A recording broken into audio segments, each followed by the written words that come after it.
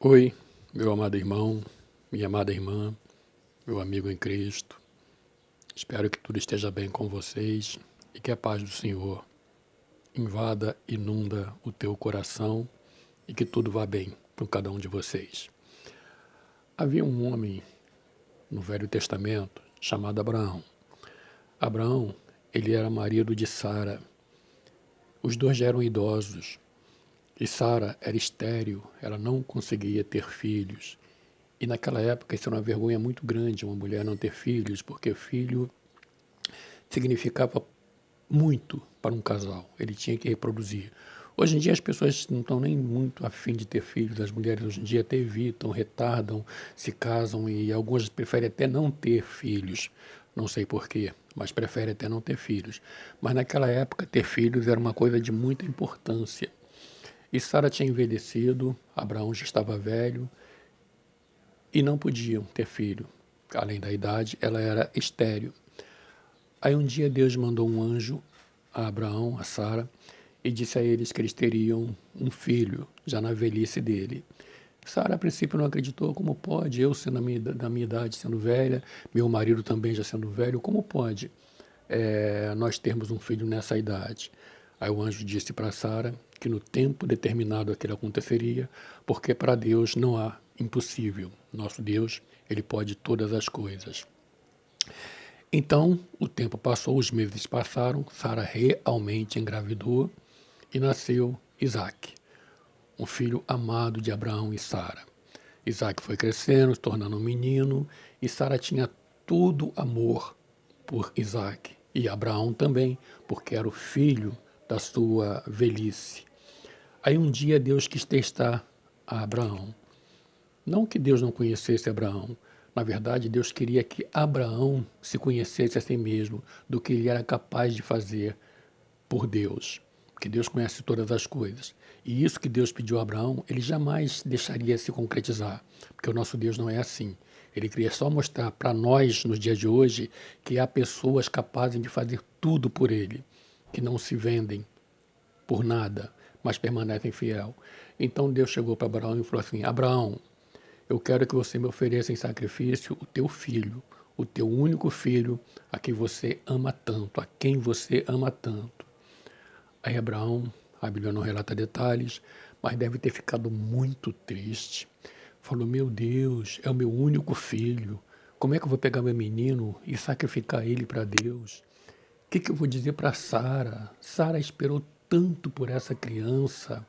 As pessoas vão me dizer que eu sou um louco, que eu sou um monstro, que eu sou uma pessoa desnaturada. Como eu posso pegar minha criancinha, não sei que idade tinha Isaac, talvez 11, 12 anos. Como é que eu vou pegar ele e sacrificar ele em holocausto ao Senhor? Meu Deus, como é que eu vou fazer? Mas Abraão nem por um minuto teve dúvidas de que Deus era capaz de fazer algo grande acontecer. Então Deus pegou Isaac, pegou alguns servos deles e se dirigiram a um monte. Chegou na determinada altura do monte, Abraão falou para os seus servos: fiquem aqui que eu vou com o menino lá em cima do monte e voltaremos. Olha o verbo, e voltaremos. Ele sabia que Deus ia fazer algo grande. Ainda que Deus tivesse que matar o filho dele, Deus era poderoso para trazer de volta. Então Abraão e Isaac subiram aquele monte. Chegou lá, eles levaram a lenha para fazer a fogueira, tinha o altarzinho para botar o cordeiro que seria sacrificado, tinha tudo preparado. Aí Isaac, o garotinho de 11, 12 anos, não sei a idade, chegou para Abraão e falou assim: meu pai, eis aqui a lenha e o fogo, mas e o cordeiro, onde está? Mal sabia ele que o cordeiro seria ele. Aí Abraão, com o coração pesado, todo triste, disse: o cordeiro, filho meu, Deus proverá. Pegou Isaac, deitou naquela mesa, amarrou a mãozinha de Isaac sobre o altar, botou uma venda nos olhos deles, pegou o machado com o coração muito pesado, muito triste. Ele sabia que mais importava agradar a Deus do que a ele mesmo, porque ele sabia que Deus sabia o que estava fazendo, e ele pegou o machadinho, o cutelo, uma faca, não sei o que foi, e levantou para bater em Isaac. Quando ele ia baixar a faca, Deus gritou: Abraão, Abraão, não faças tal, porque agora eu sei que você teme a Deus. Aí Abraão respirou aliviado. Não que Deus não sabia, ele queria que Abraão conhecesse o tamanho da fé que ele teve. Deus jamais permitiria que ele fizesse aquilo. Então Abraão sentiu aquele alívio. Meu Deus, vou poder voltar para casa com meu filho. Abraão soltou Isaque daquele altar. Aí ele olhou para um lado, tinha um cordeiro. Naquela época, os cordeiros eram sacrificados para o sangue do cordeiro expiava o pecado da humanidade, simbolizando o sangue de Jesus que viria para purificar o pecado de todo aquele que nele cria. Então ele viu o cordeirinho lá, Abraão foi, pegou o cordeiro, colocou no altar, sacrificou o altar e voltou para casa muito feliz. Não sei, a Bíblia não diz se ele contou para Sara o que houve ou não, mas com certeza ele ficou muito feliz. E aquilo simbolizava o sacrifício que Deus ia fazer por nós. Eu pergunto a você, meu amigo e minha amiga, que tem um filho, seja a idade que for, se Deus pedisse a você para sacrificar o teu filho, teu único filho, seja sincero, você sacrificaria? Duvido. Não tem homem que fizesse isso no dia de hoje. Ninguém faria. A pessoa ia dar uma desculpa. Não foi Deus que pediu isso, não é coisa da minha cabeça, não, isso é coisa até do inimigo, ia inventar coisa qualquer, mas não ia fazer. Fica tranquilo, Deus não ia fazer isso com você. Deus nem ia fazer isso com Abraão. Ele queria só que Abraão soubesse o quanto Abraão temia e respeitava a Deus. De repente, nem Abraão mesmo sabia do amor e da dedicação que ele tem a Deus. E simbolizando a nós no futuro que ele sim tinha um amor tão grande por nós que ia entregar o seu único filho para que nós, através da fé em Jesus Cristo, alcancemos a salvação eterna das nossas almas. Então Abraão ficou feliz com seus filhos. Passou o tempo, Jesus Cristo nasceu. Deus mandou Jesus Cristo ao mundo. O justo pelo injusto, o santo pelo pecador. Jesus passou por tudo aquilo que era para eu, Jorge, ter passado, que era para você, João, Paulo, Maria, Isabel, Fernando, você que está vendo esse vídeo, era você que tinha que ter passado por aquilo, porque o nosso pecado nos afastou da presença de Deus. E Deus é tão puro de olhos que ele não pode olhar o pecado. Mas Deus nos ama de uma tal maneira, a Bíblia diz, porque Deus amou o mundo de tal maneira que deu seu Filho unigênito para que todo aquele que nele crê não pereça, mas tenha a vida eterna. Quando a Bíblia fala que Deus deu o seu Filho para que todo aquele que nele crê, quem crê há uma mudança de vida. Quem crê há uma 180 graus de mudança de atitude. É como eu digo sempre nos vídeos que eu ponho. Não adianta você crer que aquele armário que está aquele remédio que está no armário do teu banheiro, na gaveta do armário do teu banheiro, ele vai curar a tua dor de dente. Você crê nisso, mas se você não for no armário, pegar o remédio e tomar, a tua dor de dente não vai passar. Não basta crer. Lembre-se que até o diabo crê em Deus e nem por isso ele é salvo. É importante, já que você crê, ir na gaveta pegar o teu remédio e tomar. Já que você crê, é importante deixar que o sacrifício do Calvário transforme e impacte a tua vida. A partir daí, a Bíblia diz, Jesus Cristo veio para os que eram seus, os judeus, e os seus não o receberam. Os judeus crucificaram Jesus, não o receberam. Aí Deus olhou e falou, mas a todos quanto o receberam, deu-lhes o poder de serem feitos filhos de Deus. Nós somos todos criaturas de Deus e nos tornamos filhos de Deus quando aceitamos a Jesus como nosso Salvador, reconhecemos que Deus enviou Ele, reconhecemos o sacrifício do Calvário e deixamos aquele sacrifício impactar e transformar a nossa vida. Mudamos de atitude. Então nós nos tornamos, deixamos de ser criaturas e passamos a ser filhos de Deus. Esse ditado popular que diz todo mundo é filho de Deus não tem base bíblica, não tem respaldo nenhum. Filho de Deus é aquele que valoriza o sacrifício do Calvário, porque se você não tem, a Deus tem compromisso com aqueles que têm compromisso com Ele. Se você, o sacrifício do Calvário não tem nenhuma importância para você, você não dá nenhum valor ao sacrifício que Deus fez, se aquilo para você é como se não tivesse acontecido, quando você morrer, por que Deus vai se importar com você se você não se importou com Ele? Aí aqui na Bíblia, eu vou pôr o óculos, porque sem óculos eu não consigo ler. Aqui no Evangelho de Marcos, capítulo 16, versículo 15, Jesus diz assim, falou à igreja, aos seus discípulos, ide por todo o mundo e pregai o Evangelho a toda criatura. Quem crê e for batizado será salvo, mas quem não crê será condenado. Olha a responsabilidade. Quem crê e for batizado será salvo. Quem não crê será condenado. É por isso que todos os dias você vê um cristão pregando o evangelho na rua, pregando o evangelho no rádio, na televisão, pregando o evangelho na internet. Você sempre vê alguém anunciando que é necessário a humanidade aceitar Jesus Cristo e fazer dele o seu único Senhor. Porque Jesus disse, eu sou o caminho, a verdade e a vida. Ninguém vem ao Pai senão por mim. Aí Deus deu essa ordem que está em Marcos 15, Marcos 16, 15. Ide por todo mundo. A importância disso é tão grande, irmão, porque tem muitas almas morrendo sem reconhecer Jesus como Salvador. O sacrifício que Deus fez por você e por mim foi tão grande que Ele pode perdoar qualquer pecado teu. A Bíblia diz que o sangue de Jesus nos purifica de todo e qualquer pecado. Não há pecado que você tenha cometido que o sangue de Jesus não tenha poder de perdoar. Os teus pecados não são maiores do que o poder do sangue de Jesus na tua vida. Mas existe um pecado para o qual não haverá perdão. É você rejeitar o sacrifício que Deus fez por você. É você viver como se Deus não existisse. É que o sacrifício do Calvário para você nem tivesse acontecido. Esse pecado não haverá perdão. Você vai morrer e vai passar a eternidade longe de Deus. Por isso essa mensagem, ide por todo mundo e pregai o evangelho a toda criatura. Quem crê e for batizado será salvo. Quem não crê será condenado.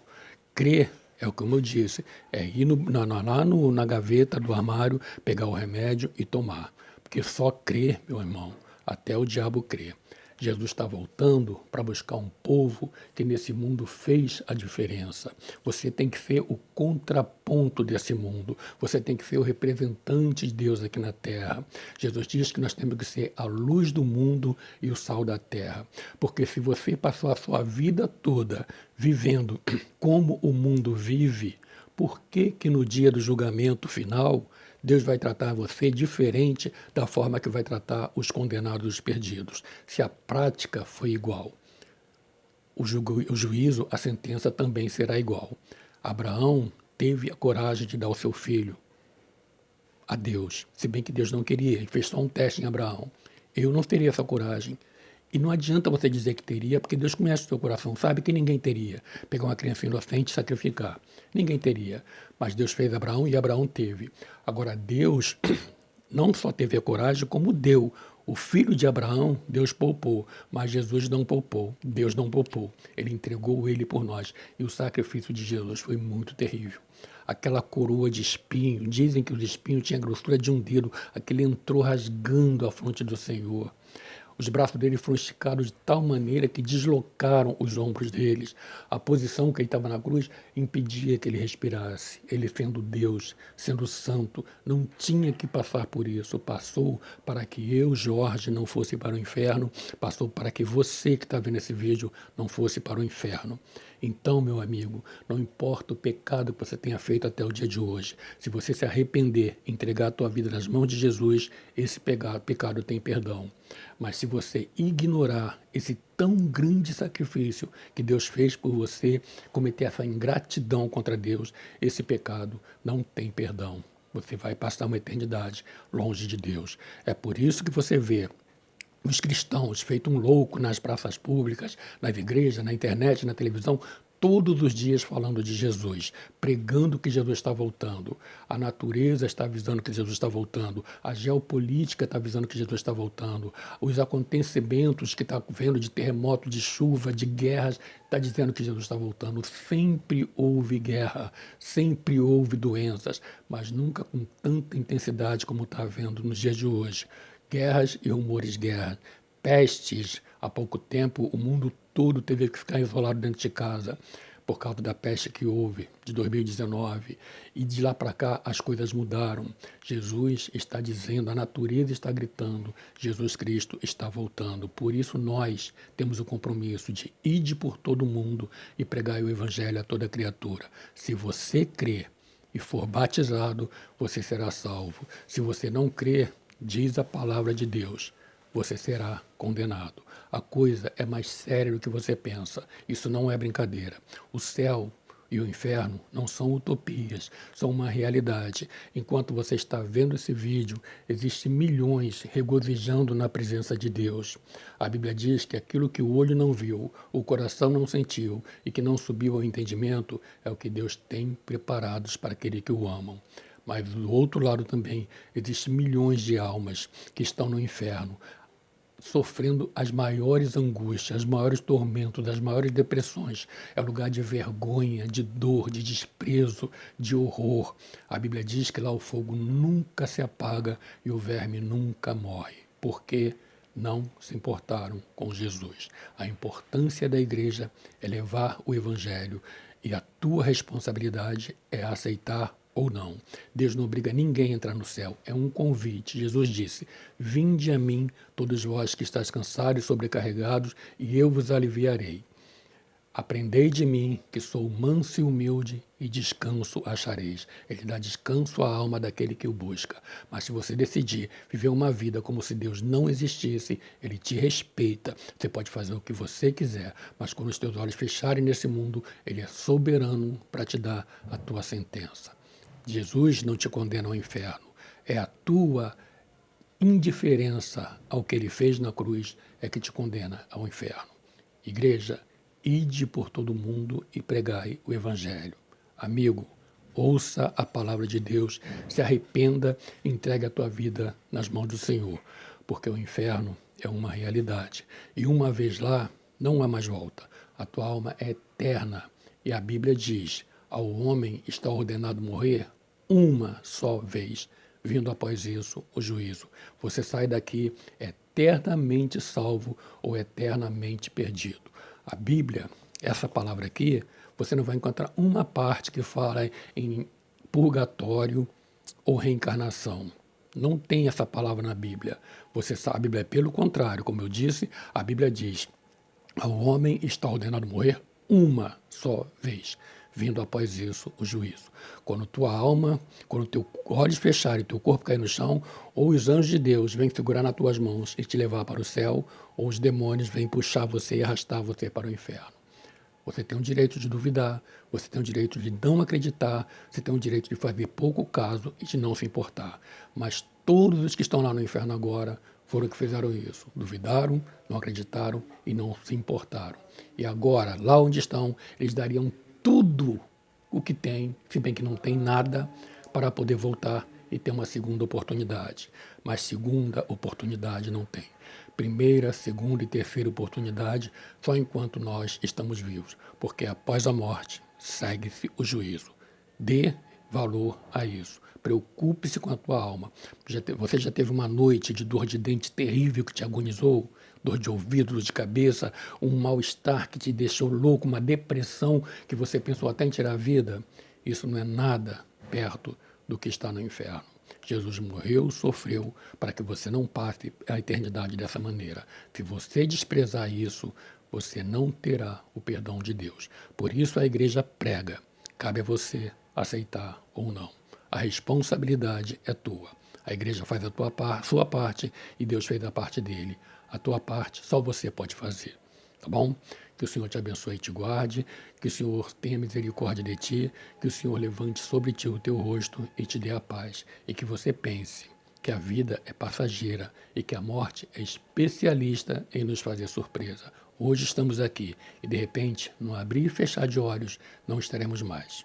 Isso acontece todos os dias, todas as horas, em toda parte do mundo, e a qualquer momento vai acontecer comigo e com você. E como está a tua alma? Onde você vai passar a tua eternidade? Pensa nisso, meu amigo, porque a coisa é mais séria do que você pensa.